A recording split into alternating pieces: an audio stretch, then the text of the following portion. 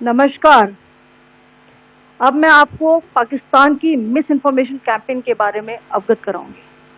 पहला, पाकिस्तान ने यह क्लेम किया कि उसने अपने JF-17 से हमारे S-400 व ब्रह्मोस मिसाइल बेस को नुकसान पहुंचाया, जो कि बिल्कुल गलत है। दूसरा, उसका यह भी मिस इन्फॉर्मेशन कैंपेन था कि हमारी एयरफील्ड, जो कि सिरसा, जम्मू, पठानकोट, बठिंडा, नलिया और भुज में है, ये उसका मिस इन्फॉर्मेशन भी बहुत गलत है। तीसरा, पाकिस्तान के मिस इन्फॉर्मेशन कैंपेन के मुताबिक हमारे एम्यूनिशन डम्प जो चंडीगढ़ और बियास में है, उसका डैमेज हुआ, यह भी बिल्कुल गलत है। हमने आपको मॉर्निंग ब्रीफिंग में बताया था विद फैक्ट्स एंड फिगर के साथ कि ये सारी चीजें बिल्कुल सही सलामत हैं।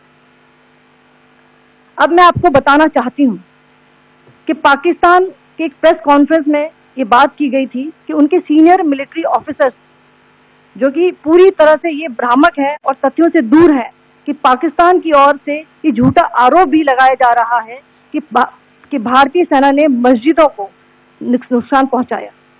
मैं इससे बिल्कुल स्पष्ट करना चाहती हूं कि India is a secular nation और हमारी सेना भारत के कॉन्स्टिट्यूशनल वैल्यूज की एक बहुत प्यारी झलक है।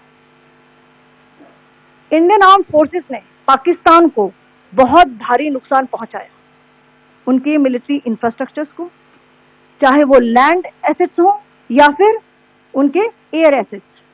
यही नहीं, इंडियन आर्म फोर्सेस ने पाकिस्तान की एयरफील्ड स्कर्दू, जकोबाबाद, सरगोदा और बुलारी को बहुत नुकसान पहुंचाया।